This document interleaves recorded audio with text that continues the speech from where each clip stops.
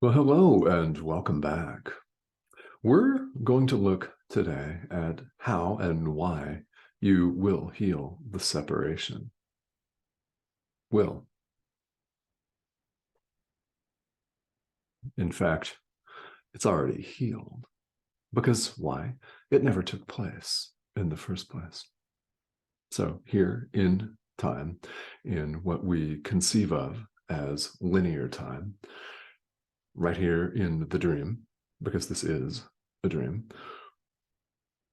how do we go about this? And what are we even talking about? You might find yourself asking those questions if you're new to this material, and even if you're not new to this.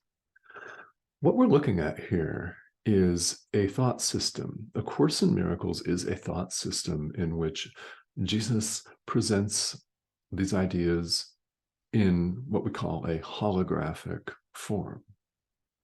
All at once, every single part contains the whole of the thought system. It's entirely consistent throughout. Every single sentence contains the entire thought system. So it's indeed possible, as we're going to do today, to spend 15 to 20 minutes, maybe more, on one single paragraph, which contains the entirety of the thought system and plenty for us to unpack and contemplate. And hopefully,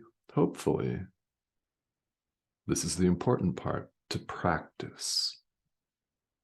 Practice. It's where the action is. We're in chapter 3 of the text, which is known as the innocent perception, section 4, error in the ego. So why will we heal the separation? That's a good question, isn't it? If you're asking that, yeah, let's talk about that. Why will we heal the separation? How will we heal the separation? Let's hit those. Well, eventually, we're going to come to a point, each and every one of us, where we realize that no matter how hard we try, no matter how much we'd like to believe our misperceptions are true, they're not true. We cannot make our misperceptions true. They're perceptions, number one. They're misperceptions, number two. They involve a subject and an object, a self and an other. And as we learn here in this course and other forms of non-dual spirituality, by the way, it's not limited to A Course in Miracles by any stretch. We learn that anytime we have a subject and an object, you and me, any kind of separation idea, that's duality, and that is illusion. Doesn't make it bad, it's an illusion. And eventually we realize that although we strive mightily sometimes to make our misperceptions true, they're not. So what makes something true? Well, God simply is. Love simply is. It's permanent. Anything that changes is illusion. It most definitely includes the human body. Is this permanent? No, certainly not. Even the things of this world that appear to last a long time, like continents and mountain ranges, are impermanent. A mountain range is worn down in time. Continents don't have the same shape that they did millions of years ago. They're moving. Nothing in this world is permanent. Therefore, it is not. It's illusion. What we're doing here is we're waking up from a dream that seems very solid and very real to us. There is a big, deep part of all of us that wants to make all of this illusion true. We want this to be our reality, as much as it may suck. You may have had illnesses in your lifetime. You may have had serious injury. I've had very serious injury. I was in an auto accident 10 years ago, and I have lots of screws and plates in my hip that are there to stay, by the way. They're not coming out at all. They are there. The scar tissue is there, right? We've all had things happen to us in this lifetime, and it looks and it feels real. Yet here you are watching this video. Here you are studying A Course in Miracles, no less. Yeah. So that tells me right away that there is a part of you that is ready to accept truth for yourself, to accept that the separation never occurred, to let truth be just as it is. So let's indulge that part of your mind, shall we? That's your inner teacher that's urging you on. That's your inner teacher that keeps you watching rather than hit the pause button or rather than flip to another video, because God knows there's a lot of content out there. Eventually we realize that we cannot make all of this true, and that our creation is beyond our own error. So to put it bluntly, we can't fuck it up. How about that? We cannot get our creation wrong. It's beyond our own error. It's beyond all of our silly little contrivances. It's beyond our wars, our battles, our domestic arguments. It's beyond all of our hierarchical structures, our aches and pains, the plates in my hip bone, in your hip bone, if you have them, right? It's beyond all of that. Our creation is beyond our own error. We cannot make our error true, try though we may. Therefore, we heal the separation. We make the choice in the end to heal the separation. Now, what does this mean? We're looking at the very last couple of sentences of paragraph 3, by the way, here. And as always, I invite you to read the entire thing. These videos are in no way a substitution for actually reading the material, and they're absolutely, definitely never a substitution for your true forgiveness work. That's where the action is. Oh, where was I? Disclaimer over. Yeah. We'll eventually heal the separation. Our awakening is guaranteed. And when you think about it a little bit further here, given this particular course, this particular thought system, the separation never occurred. We are awake in God. What we're doing is we're removing our barriers to that. It's like lifting a veil. It is.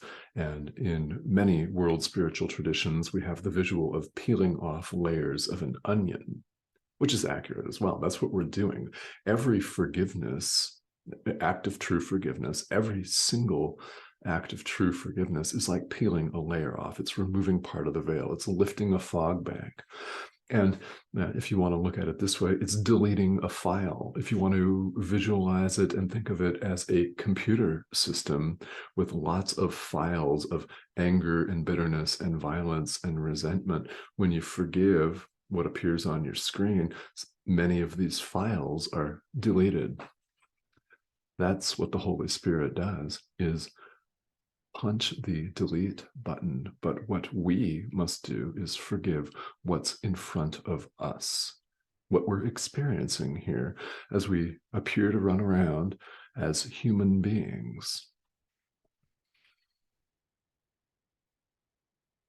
That's our job.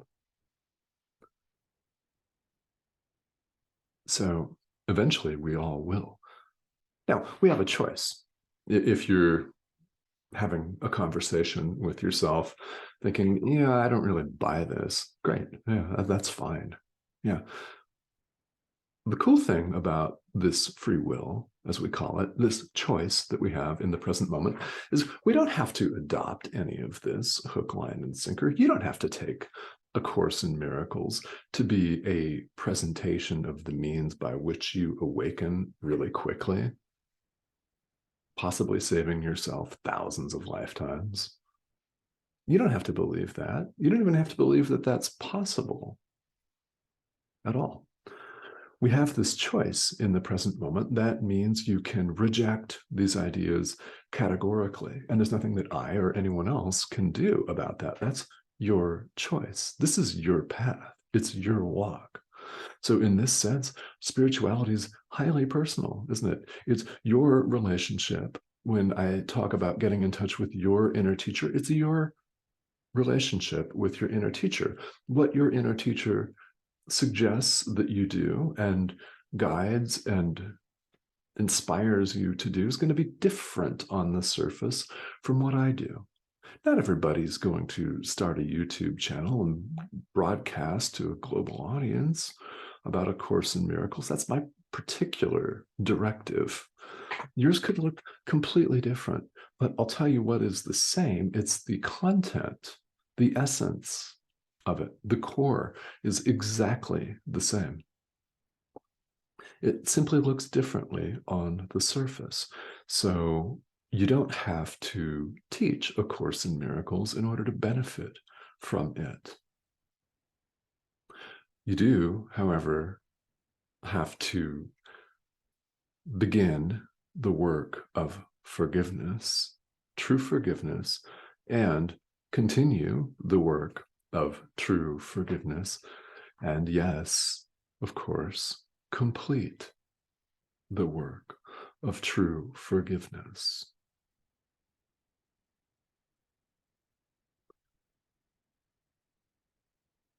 Where we are in the world is confused. We perceive with a subject, which appears to be this, and an object, which appears to be that or something else, the world that appears outside of us. That's the way it looks to us. We're perceiving here. And as we see, perception is not knowledge. We're learning to perceive truly. And from there, that is the prerequisite for knowledge, for awakening. And as we perceive, the mind asks multiple questions because it doesn't know. Knowledge, knowing. Perception, questioning. And chaos and fear, because the mind that does not know itself becomes afraid. We become afraid of our neighbor. We think that our neighbor's out to get us. They're going to attack us physically, or they're going to sue us, maybe. They're going to attack us economically. They're going to destroy their house next door and drop all of the property values of the entire neighborhood. We think these things. We believe in our state of confusion that we're going to be attacked. So what do? We preemptively attack a lot of the time. And it doesn't have to be physically either. We do it in our mind by contriving and conceiving and constructing in our mind, maybe even an elaborate defense. So we're confused because we don't know. Again, what's the prerequisite for knowledge? It's learning to perceive truly. It's learning to perceive everything as it is rather than as we would have it be. Because, believe it or not, we would have ourselves be individuals. We would have ourselves be independent, self-sustaining survival units. Therefore, this is what we see. It's what the body's eyes show us. It's what the body's senses show us and communicate to us. So if you're getting the impression that all of this is actually in the mind, yes, that's right. The body simply does the mind's bidding. The mind sends the communication device, the body, out to look for what it wants. Therefore, we're invited here in this course to want the peace of God. It's a workbook lesson. I want the peace of God. What's implicit in that is I want nothing else. So we're invited to want nothing else. Much fear will arise. Much, because to the ego, wanting only the peace of God and practicing true forgiveness is setting it aside, and it correctly, the only thing that Jesus tells us it's actually correct about is the fact that you will leave it to the side. You'll abandon it, and it will cease to be, because it is not right now, and you're going to wake up to that. So it's quite right about that. That's where a lot of fear and a lot of resistance come from. In fact, we all have, don't we, tremendous unconscious resistance to the truth. That's why we still appear to be here. It doesn't matter if you go in for the idea of multiple lifetimes or not, rebirth, whatever.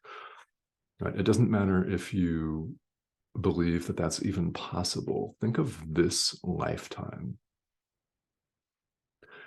and all of the suffering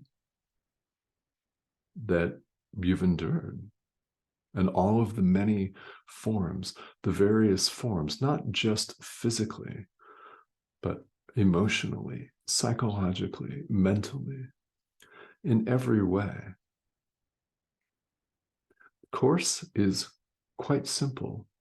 There's one error, the separation, the perceived separation. It's an error. How do we correct this error? Well, we accept the correction of our inner teacher. We accept the correction of the Holy Spirit, the atonement. We accept atonement for ourselves. At the heart of this is the acknowledgement that the separation never occurred. It never happened. We're just where we always have been, at home in God. And we're simply letting that truth shine forth by removing the barriers that we have interposed, by lifting the veil, by deleting the harmful files, the spyware, the viruses, if you want to look at it that way. It's a good way to see it, isn't it, sometimes? That's the work that we do, is we bring our awareness to what's right in front of us and get in touch with our inner teacher who heals the rest, the deep unconscious guilt. It's unconscious. We don't know about it.